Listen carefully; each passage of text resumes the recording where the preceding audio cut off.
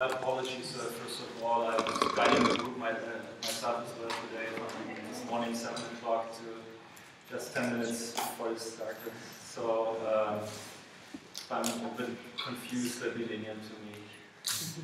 First of all, thank you very much to our monks here from the monastery for inviting me. It's a great honor and a pleasure to be among all these luminaries and dignitaries here. And present my humble ideas about Japan's new commons. This is a little bit headstrong and overly academic at the beginning and also at the end, but there is some juice in the middle with some pictures and concrete projects as well. So, I was thinking when I was contacted by Edwin and he's done growth or growth, SCT2012, what is that actually? What can I say about that? So I will talk about 30 to 40 minutes and mostly about these 5 parts.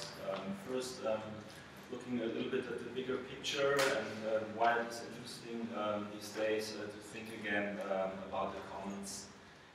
And second, we'll look a little bit into Japan, and thankfully Thomas has already done a bit with his talk on Beppo, so I will add a little bit of numbers and figures, and he showed already many pictures about these problems of aging Japan.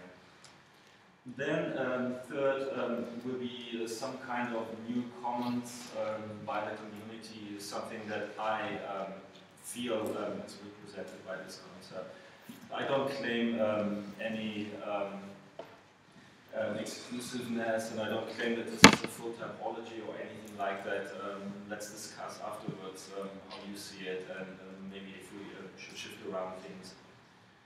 And fourth will be then new corporate commons again. So there is also this trend that business is picking up on these concepts and learning and understanding that we can actually make money from that as well. So reappropriating the commons, privatizing them back again. And then finally, some general thoughts and discussions.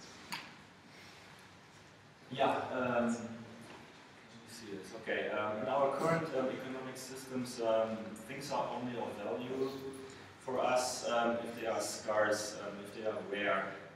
Only then they are priced for the mainstream society.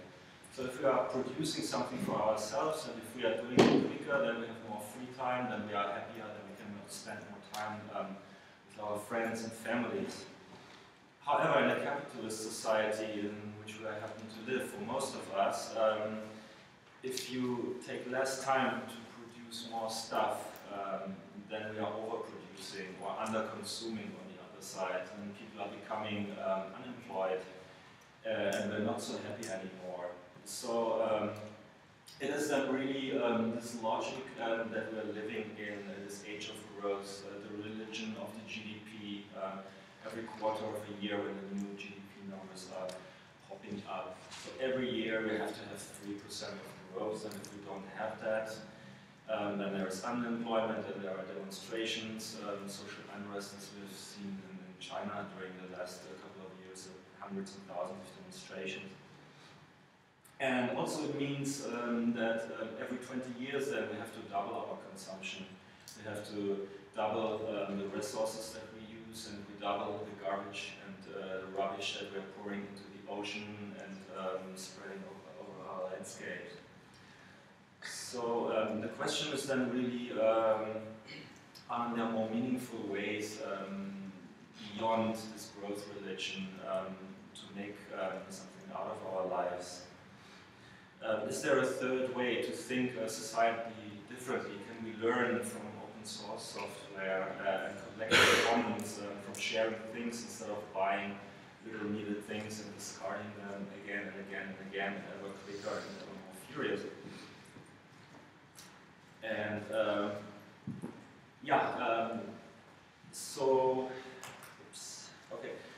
so there is this gentleman, Jingme Singye Wanchuk, who is the fourth Dragon Emperor of Bhutan, wrote this little sentence: gross national happiness is more important than the gross national product.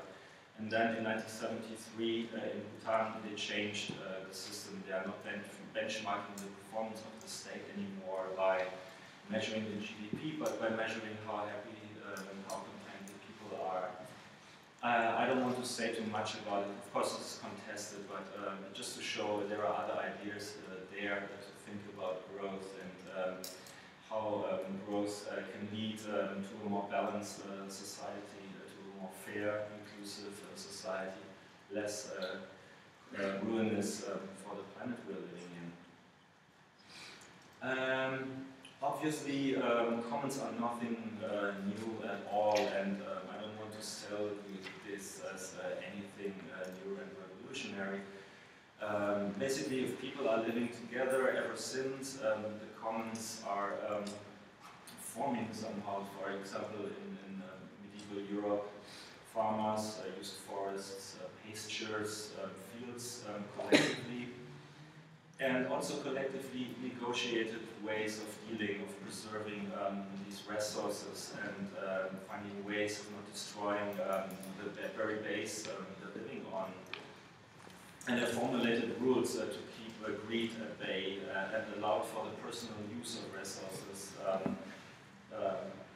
on a lower level than greed. So what I'd like to explore is then not declaring a new paradigm, anything like that, but more why there is this density and intensity on discourses on the commons and why this is resurfacing now in the forms we know.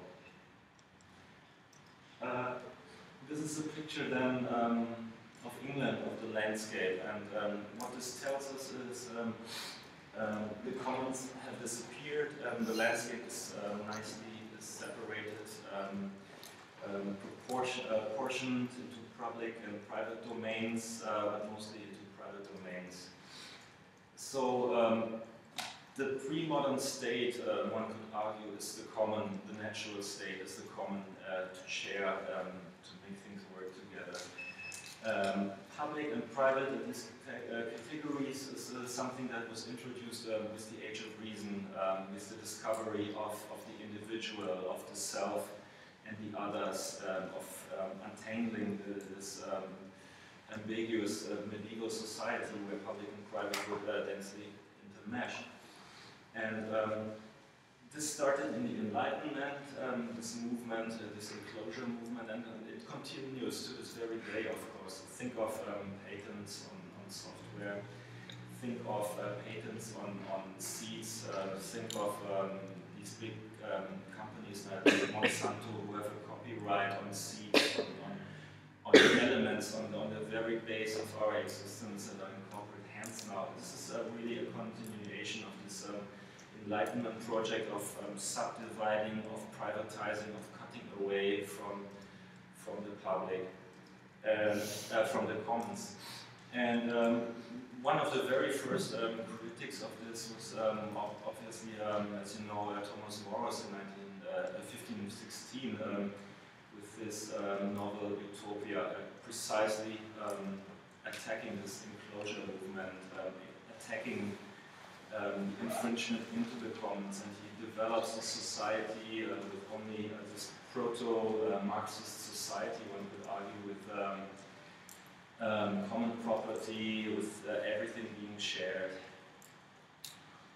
Okay, you're here to hear something from me about Japan and not about European pastures and so forth, so let's get into the subject.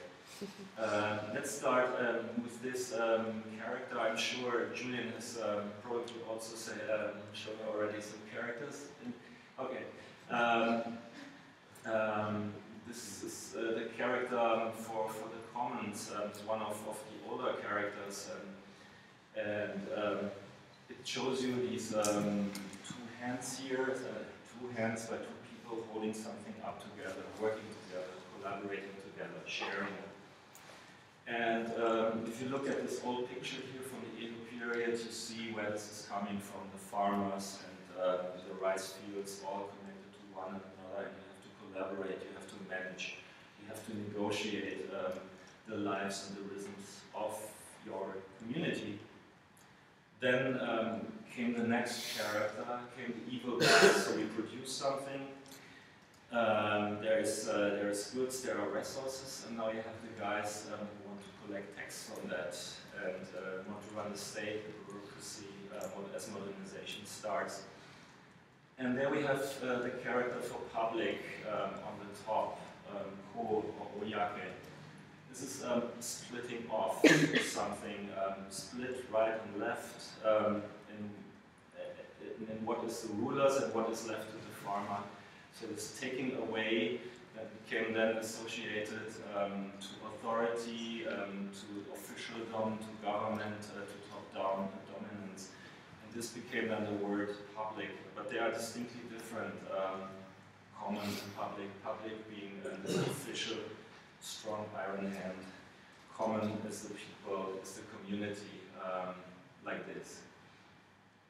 Okay, so much about dry and bitter theory.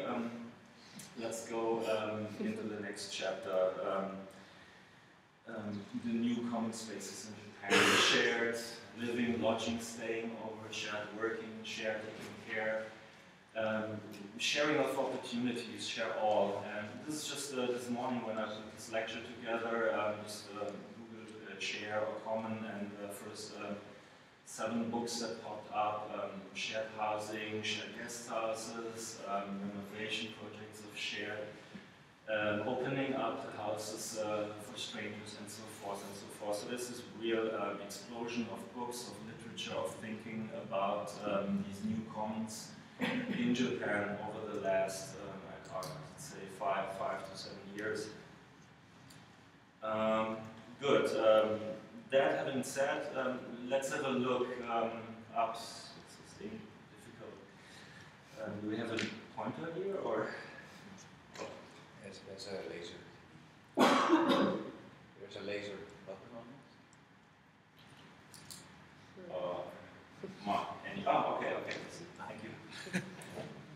Let's look at some statistics and keep the pictures in mind that Thomas has already shown us, because this is really what it shows. First here, we see at this clipping living forms of elder people over 65 versus households with younger people from 1995 here to 2015, and we see how the share is going to constantly increase.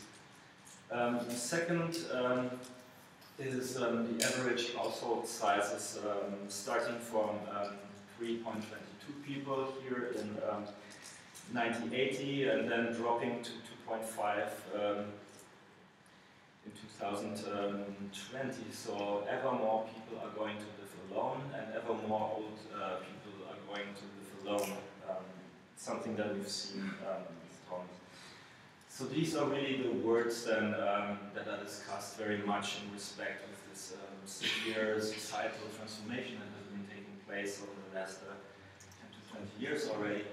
For example, this kadokushi, lonely death, we hear a lot in the media, old people dying alone, nobody finding them for days and weeks until somebody drips through the ceiling into the room below.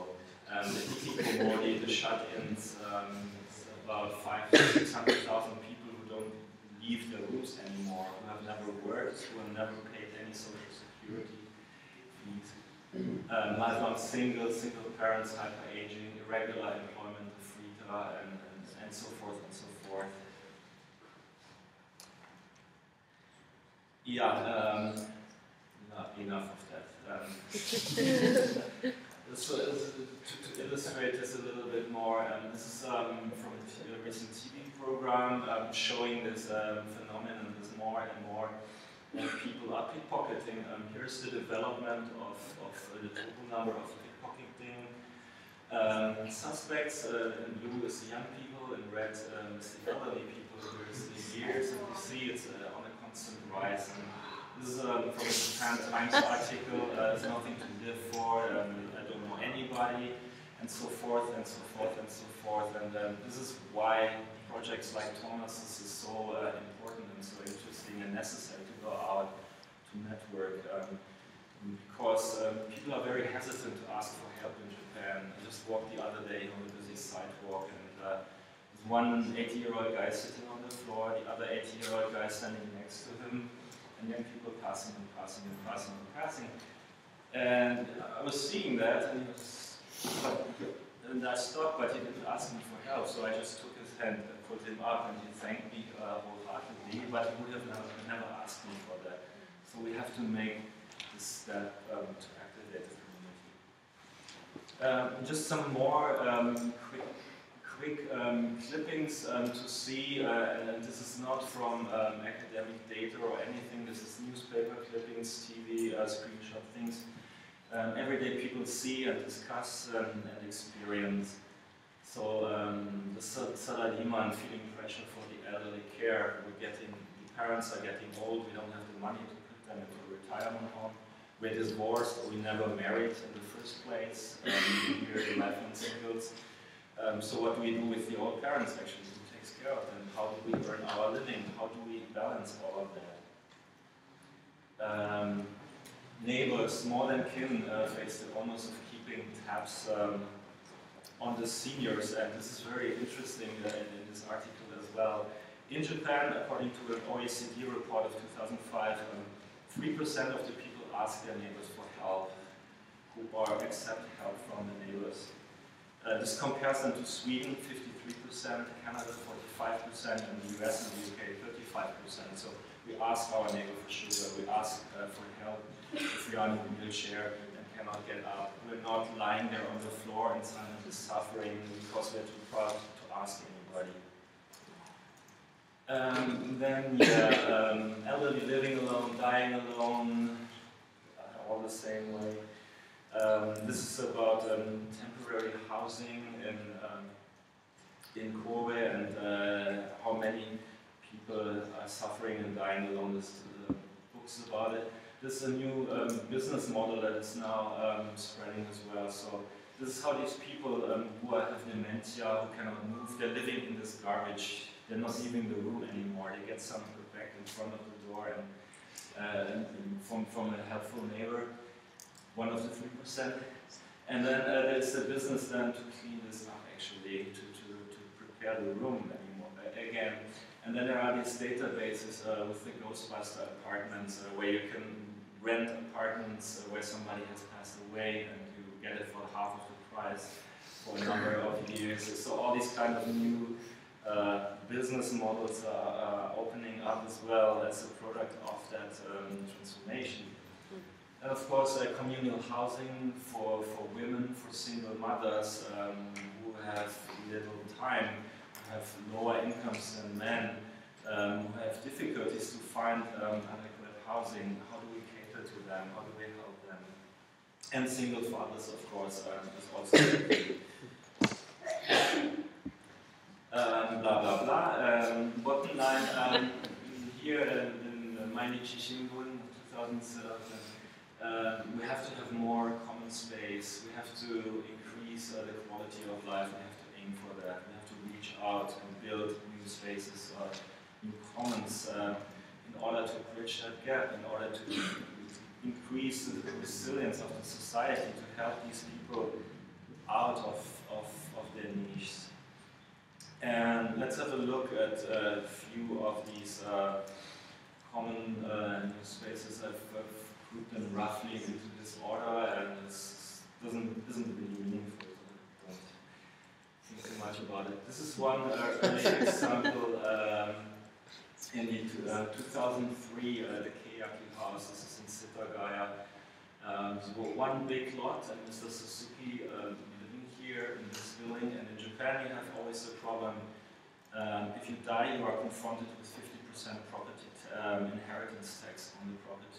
So what happens then is you have to tear down your old house, you have to throw out your old garden with beautiful trees that is hundreds of years old, flatten everything, subdivide a piece of land, and then sell off half of it or 2/3 of it in order to, from that money, pay inheritance tax, and then build a small house for yourself.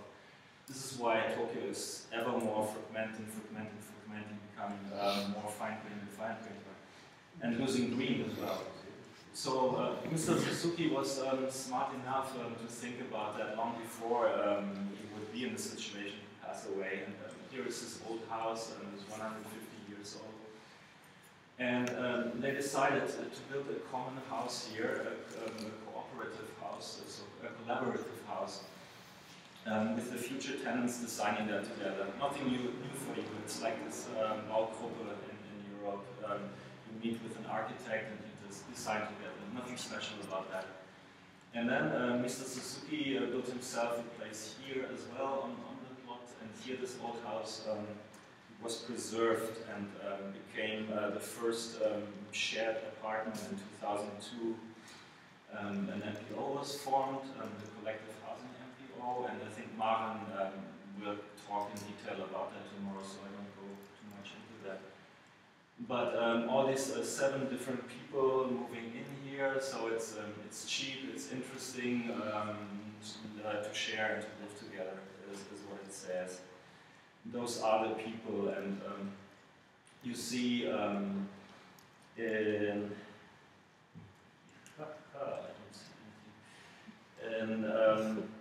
yellow are the rooms, the individual rooms, in orange are the shared spaces, and then here are some kind of public spaces for events, for symposiums, for concerts, literature readings, and so forth, to disseminate this idea of his new living form.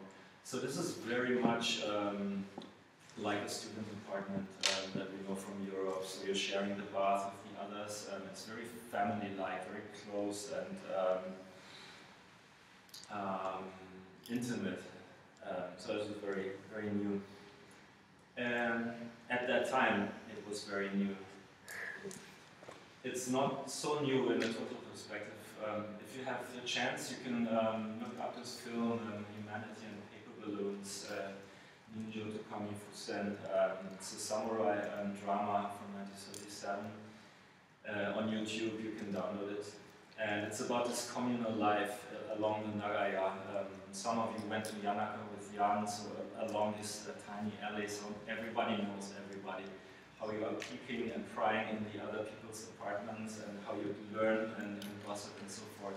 So it was there, and again, as a product of modernity, modernization, privatization, building fences and walls, fencing in other way. We have lost that here in Japan.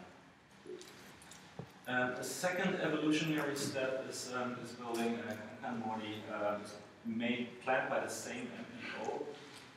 And it's about a shared house with 28 housing units, 36 residents, from 0 to 87 years, all living in one space together, sharing their life, cooking together, managing the place together, and so forth. But not like this hippie commune that we have seen in the 150-year building before, where they share everything.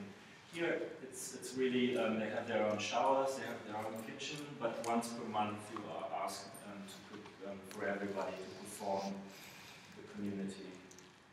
And then they have events, they have, this was the 7-year event 2 years ago, it was celebrated, 7 years of opening. There are guided tours, you can stay there overnight and you can learn and study the place and so forth. Then another step would be couch surfing, which is also quite new, not so new to the world, a small step for the world, a great leap for Japan, one might say. And I did it myself this summer in Nagoya for the first time. It's very interesting, and my colleagues looked at me very weird. You get all that money for traveling to a conference. Okay, we so stingy to go there. I didn't get the idea of going to somebody who is interested in sharing his private apartment and letting you in his his life for a day or two, and it was very nice, very interesting. A different thing is lodging together, and those are these new guest houses. They are proliferating all around Tokyo's deep east and the deep west. It's the Toko Idea, and it's this old historical preservation building with a temple on the other side, and to the street side they have this shared cafe, and they are deeply rooted in the community. So if you're staying there, it's just 2,000 yen, it's beautiful, and they take you out to festivals, to community activities, so they really bring you in, and it's very interesting. I've seen a couple of studies, all these new social entrepreneurs here, these young people who are founding these and establishing these new businesses, they're very aware of the city. It's a very conscious decision actually to do this, because they want to make a small change and do something. This is another thing, child care groups, where there is this group called Fathering Japan, and people all teaching fathers how to take care of their kids and how to cook.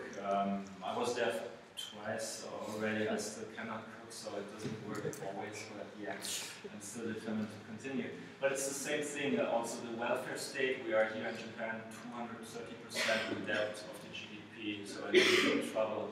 So welfare state is on decline and shrinking and cut back. So it's on the parents to self-organize themselves on the commons, to take care beyond state and beyond the market, and rotate the child caring duties, and help themselves and become independent and take things into their own hands. This is in Machiya, in the north of Tokyo, Suzuki Seisakujo. It's a cafe, and they also have a wood craft workshop there. You can do your own stuff, and you have their cafe, and you have some experts coming in, and this is a small-scale, intimate mix of craft and community activities. This one is sharing opportunity. Those who worked with Jan, you've seen it as well. This is Onchi Harapa, owned by an architect who has consciously decided not to build it up, and to organize community events here, to create opportunities for people to meet, and every weekend something is going on there, is happening there.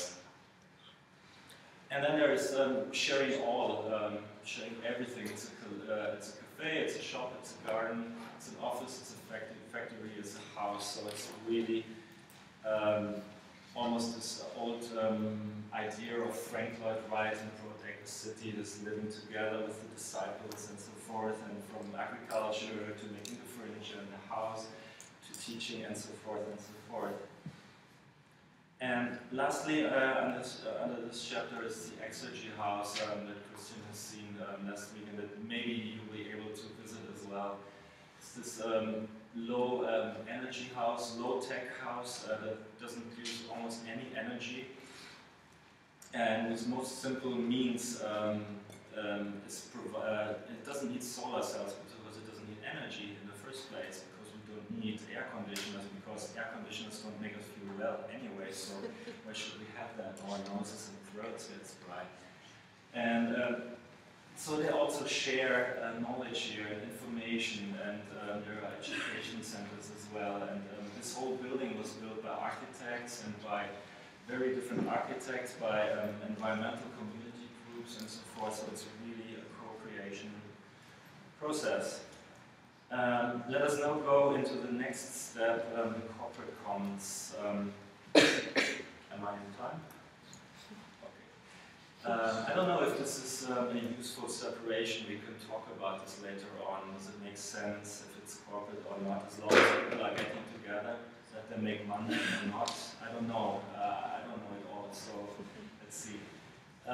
Corporate commons started in Japan in the 1960s on a very organized way. It was this deal. City planning is a deal. You get 5 more stories on your skyscraper, and you create an open space that can be used by the community. And this is how it looks in Tokyo then, that what this has created, this idea. Towers, little houses, huge jumps in scale. And creating lots of conflicts. And here is in Shiodome, you went there, I suppose you see 12 activities set up prohibited, yeah, pictures. No dogs, no beer, no cigarettes, no sitting down, no assembly, no this and that and that and that. 12 activities. Is this public space? Common space? I don't know. Maybe not. You can argue about it. The Japanese people usually are not very much disturbed about it. They don't see it. Maybe I'm just too, this German upbringing, always digging there in the dirt and unpleasant. This is where the idea comes from. It's Mies van der Rohe, New York zoning ordinance, or high towers, open space, and this is from Mori Building, the developer of Mori Hills. Do away with all these ugly little houses and the tiny streets. You can't drive your car very fast through it, and very unpleasant, and have a big tower instead. It's the same amount of living space and huge open space.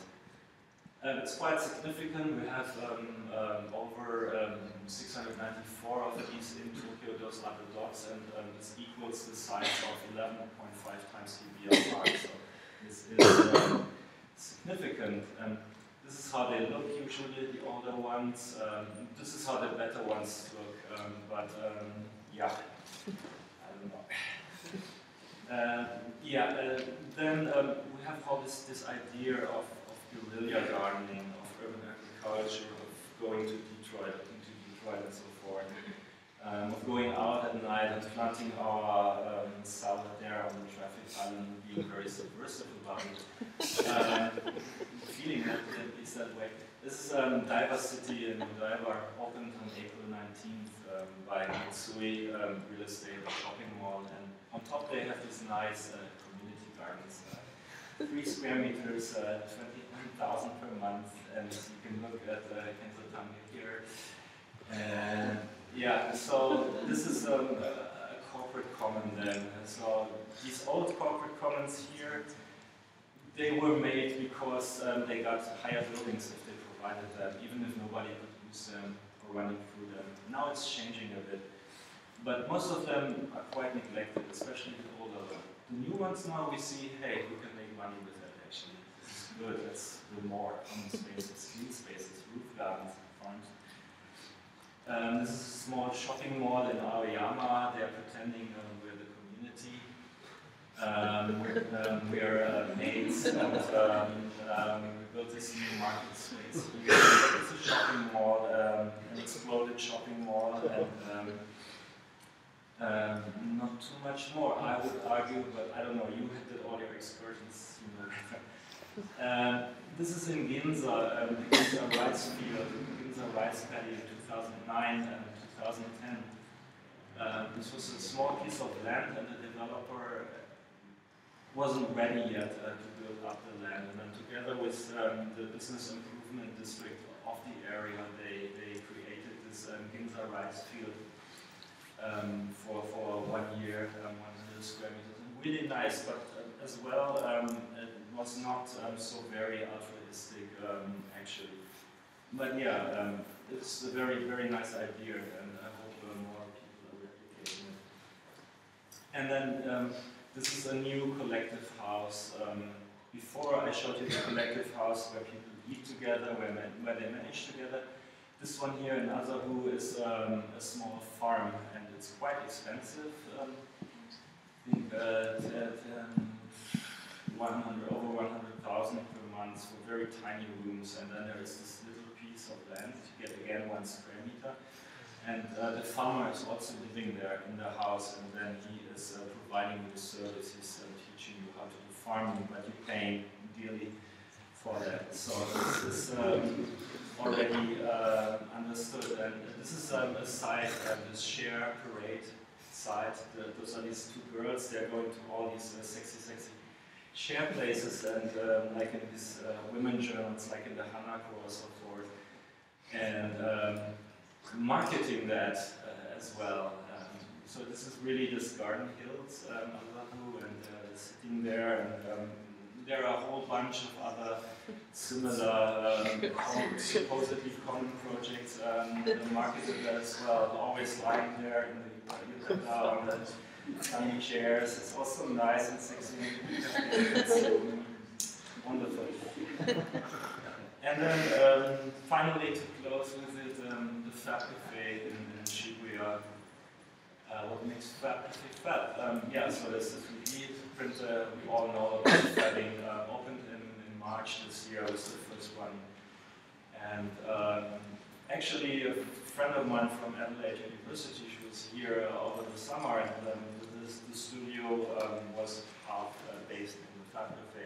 But it's a for-profit operation, and not like the Suzuki Seisakujo that we've seen before, this handmade, handcrafted community, self-made kind of outfit.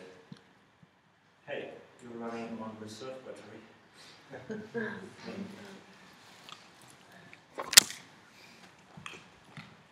Very much appreciated. I'm sharing. Yeah, let's share. I'll pay you later. Writing the bill. Good. So those were the juicy parts, and now I have to come back to the bitter theory. I'm German after all. We produced Nietzsche and Hegel and Heidegger and so forth, so I know what I'm talking about. This came up last week, and I found it very interesting when we talk about growth and about changing ideas on post-growth and rethinking the way we're doing cities.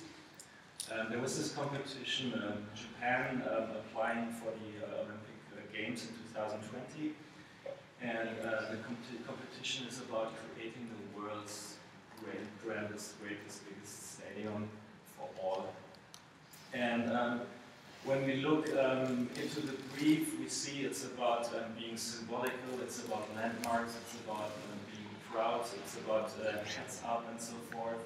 But there's nothing about sustainability, of reusability, of adaptability, nothing like that. And then of course we get the usual suspects, of course, and many others, big, grandiose, spaceships that are supposed to be there for the next 500 years when nobody is living in Japan anymore, when it's populated here. Comparing to England, where the stadium worked with 1/5 of the material for a couple of weeks and then was taken apart and disassembled, and something else can materialize here. So it's an urbanism that keeps opportunities open and is strategical, and that it looks how we are developing and then moves into that void and creates a different future scenario. And, it will be very hard with this one, as sexy as I find it, but good. So this brings us then to our man here, Richard Easterlin, who wrote this very important paper in 1974.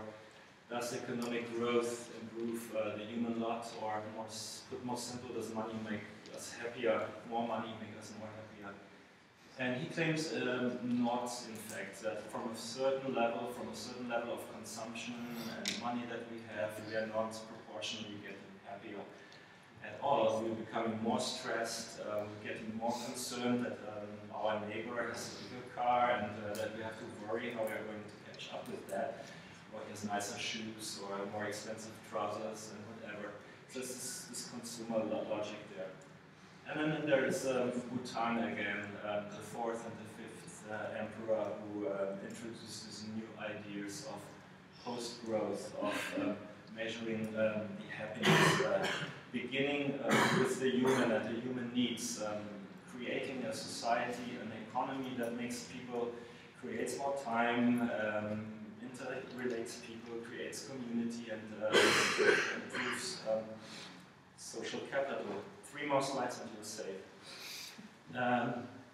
Commons as a means of happiness. What about the tragedy of the commons, you could say? This is an important paper by Garrett Harden, put out in Science in 1968, and basically he looked in New England at the common grazing areas and found that if everybody is putting his cattle there and nobody is regulating it, they're going to eat everything away, and there's not any grass left in the end, because everybody wants to maximize their own advantage and benefit. So there's this element of neoclassical economics, that we are this passionate maximizers of our interests. And then, of course, this opens the door. If we say the commons are bad, what can we do about it? First, we have a big state who controls them with the iron rod. No, you are not grazing your cattle. Or we are building fences and cutting up the pieces of the commons in ever more tiny insignificant pieces. And Elinor Ostrom, who has passed away this summer and who won the Nobel Prize for her theories of the commons, claimed, no, this doesn't have to happen actually.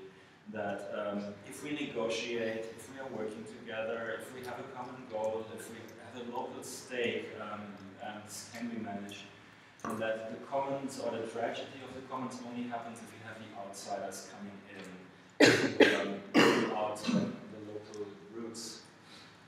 And that, based on that, Peter Weinborn, a US neo-Marxist historian, came up with this concept of commoning, so this performance of the commons. It's not that the commons itself is important, that the space is important. Important is, according to his theory, the commoning, the social practice used by commoners in the course of managing shared resources and reclaiming the commons.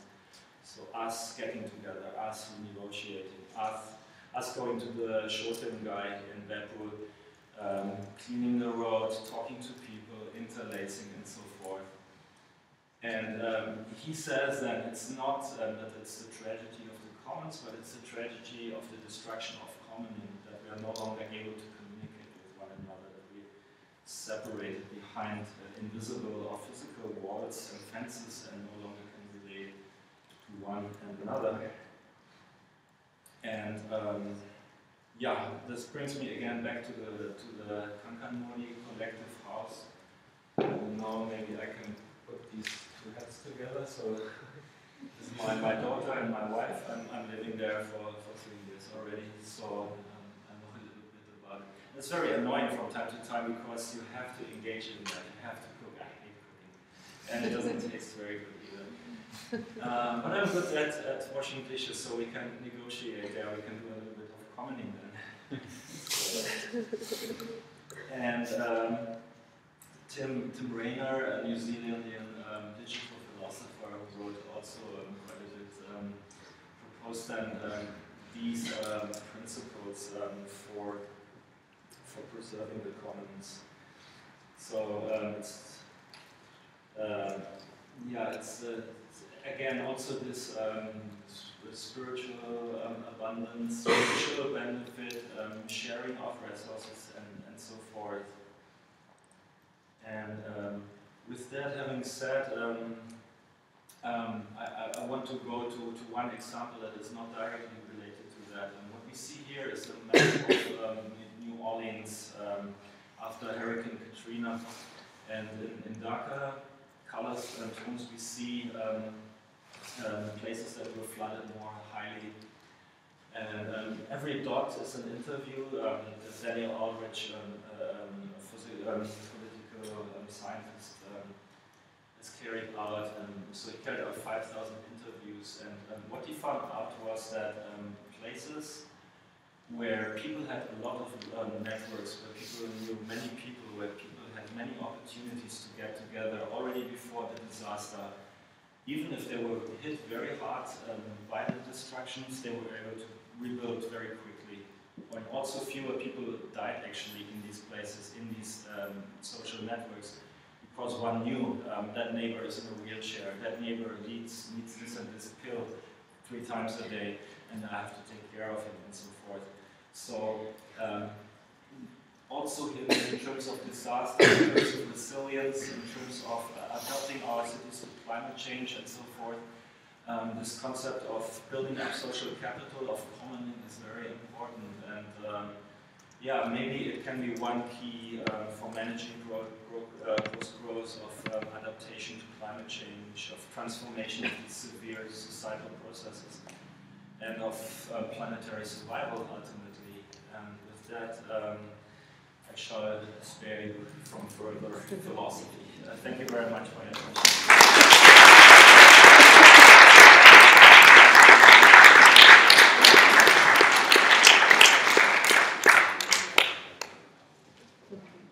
Any questions for Chris? Wow. Yeah. I need a new apartment. Can you tell me what the Ghostbusters company? Yeah, there is this fear of death in Japan. So usually, I don't know if it's in Yanaka the case, around that cemetery, usually rents are low and it's difficult to rent out, especially in the suburbs. Yeah. Of course I can tell you. There's Google for Philip Brazer. He's a writer at Japan Times. He has the most well-informed blog on housing in Japan, and he can give you the telephone number right away. Why is there a fear of death? I thought there was like Buddhism, reincarnation, motor consumption. Actually, there is like a peaceful kind of acceptance. I'm an urban governance guy. I can't say anything about these religious matters. You have to ask Japanese participants here. But yeah, I guess it's like in every modern society, we push away the death. In Western villages, where I come from a village with 1,098 inhabitants, and originally our graveyard was just around the church, and then during the 1960s and 70s, the bones were dug out and they were put somewhere at the fringe away. And the same happens here as well, I guess. I know also when I was a kid, there was still the coffin in the living room. It's a rural area, so it's not everywhere in Germany like that. But it was a part of everyday life somehow, and this is of course not happening anymore. It's all sanitized and detached from everyday life, and it's happening here as well. So I would say that there's some kind of parallels, maybe, if that sounds plausible. Do you see the rise of these tendency towards being of commons and so on in Japanese society as an importation of ideas from outside, or do you see it as something responding directly to Japan's challenges of aging and population and so on? I think both, of course. I mean, we have the affordances of the media, we have Twitter, we can see in real time what's going on, the blogs, Facebooks, and so forth. So, of course, this knowledge is liquid and fluctuating rapidly. But then also, of course, many people in Japan are claiming or linking this to the Frita phenomenon. Frita, young people who are not able to enter regular jobs and will have part-time jobs or cheap jobs for the rest of their lives. But they have a lot of social capital, they have studied a lot, they're skilled, they have free and disposable time, and they want to change something. So there is this potential, this army of young and potentially creative minds who are not fitting into this old corporate Japan anymore and who are willing and ready to experiment. So both, I would say. Yeah. So does those people who are pioneering much more these kind of shared things like housing or whatever, do you think it actually has an effect on people like your colleagues who are very shocked at your couch sitting, or do you think it's very separate? Do you think that, especially in Japan? Of course, yeah, I propagandize it. I wouldn't have to. I didn't need to say that I'm living there, so I'm not stimulating interest. Maybe for the next still city or visiting my place, and I can show you the half-hour video. But also, I brought my students there, and the science studio on collaborative city, collaborative working, and all of that together. And everybody living there has their own social networks as well. And of course, you have a certain breed of people living there. Do you think it's like affecting other people that they do you think it's weird? Yeah, of course it does. slowly, of course. I mean, this is one place starting in 2003. This is a country of 120 million people, so let's be realistic about it. So this is why I questioned my division into this community good commons and corporate bad commons, because even those create something, create new connections that weren't there, even if we pay for that. So is that so bad then, that if somebody comes up with a good idea and makes a living from it, in fact? You're making a connection between saving the planet and common living. Is that because you are talking about a certain kind of people that are willing to do this kind of living together, and maybe they already have an interest in environmental issues?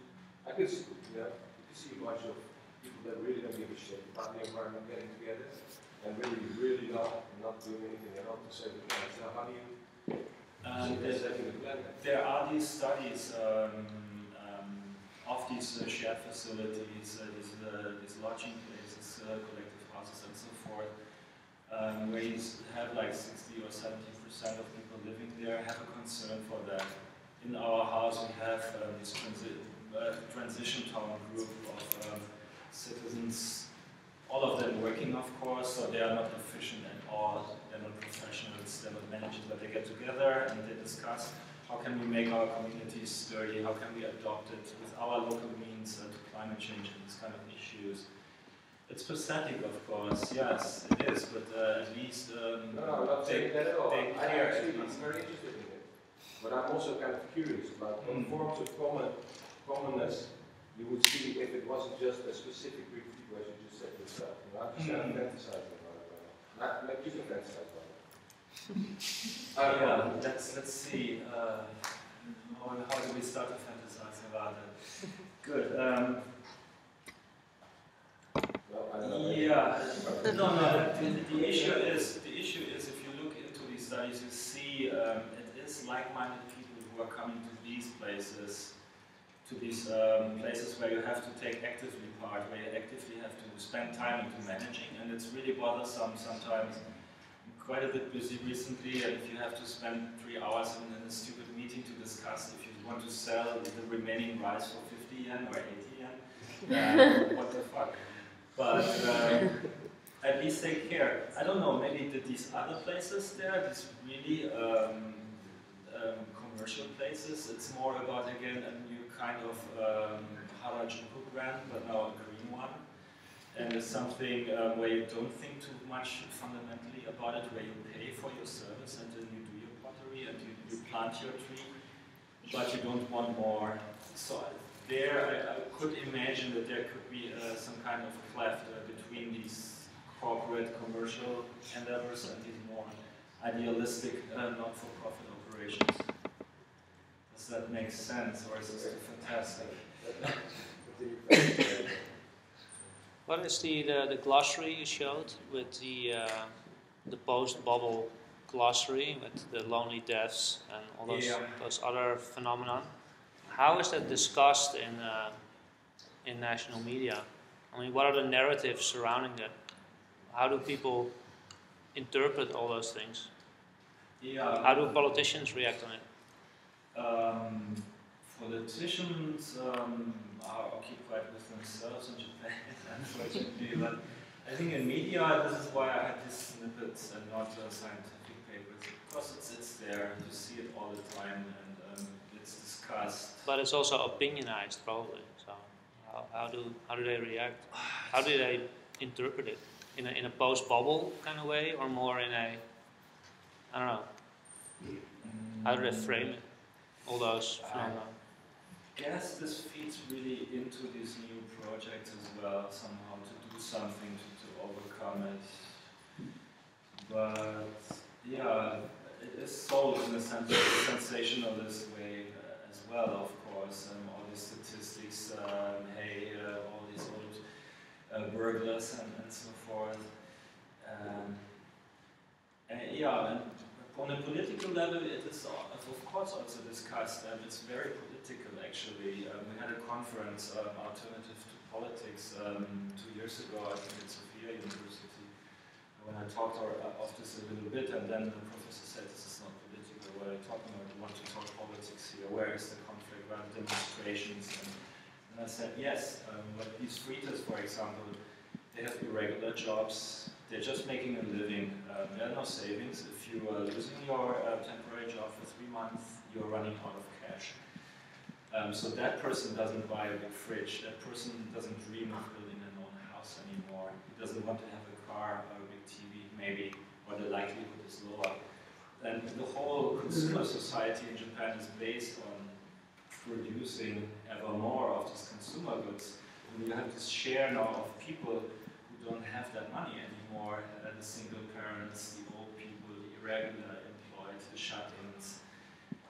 So the basis for this growth in consumer society is rapidly crumbling away. And if you talk to these housing makers, for example, if you talk to car makers, to people from Toyota and Honda, they worry a lot about it as well, internally, unofficially, because this will have severe implications. And by looking away, we're just glossing it over, but it's a demographic time bomb.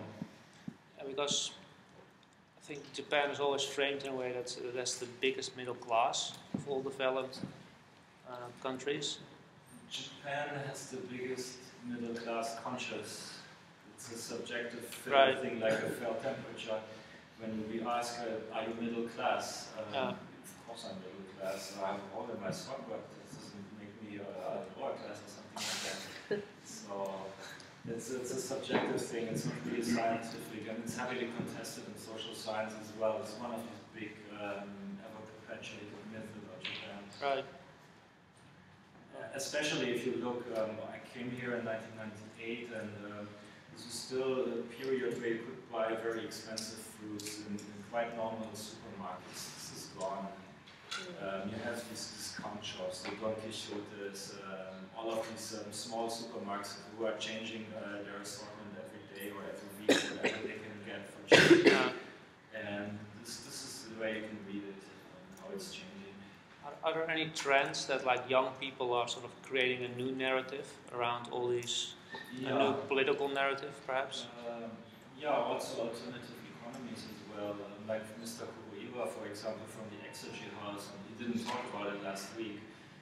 He's also thinking about these local currencies of time banking for creating a house. I'm doing the garden, and I do the carpentering, I do the babysitting, and so trying to develop some kind of shared economy around it. And also in my neighborhood in India, there was this student Yao-Ya-san, the student veggie shop. They would go out and directly talk to farmers in the surrounding areas and then buy them for fair prices, but directly and fresh, and they would know where the stuff is coming from. And this was also big in the news and TV and in media, and it sold very well, and it was good and working. So to make this direct connection between consumer and producer again, and cutting out this alienating thing. But it never sort of flows over into a sort of more national discourse, a more...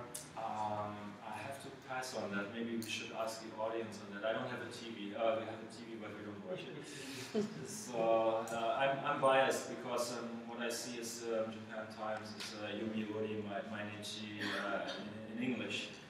Right. So how does this...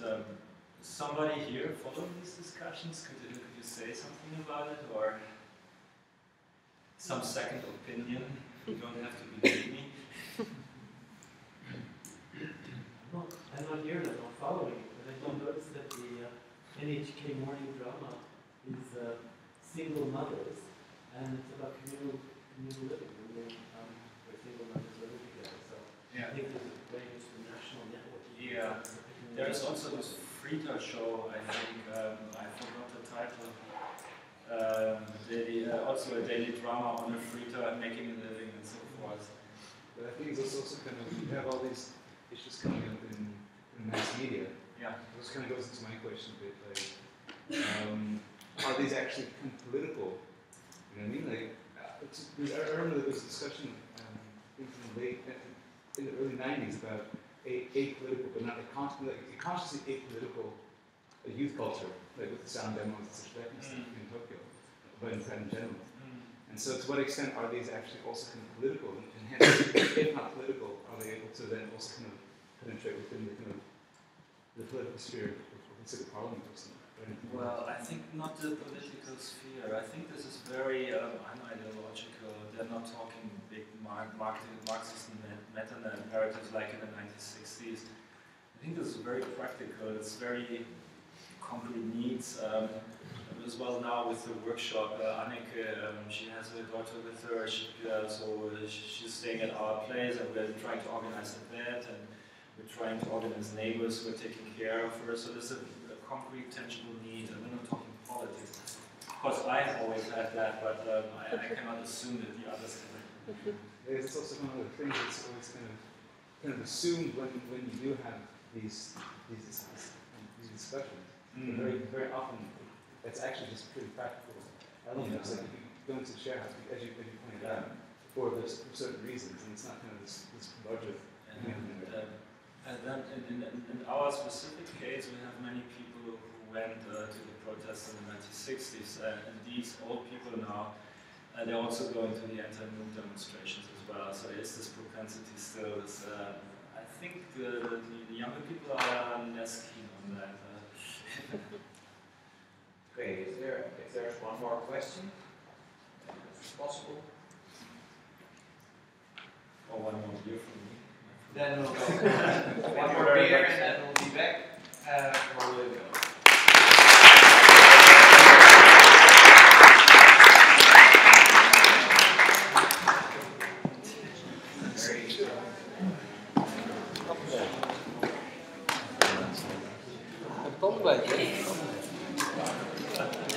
Ik ben er met erbij.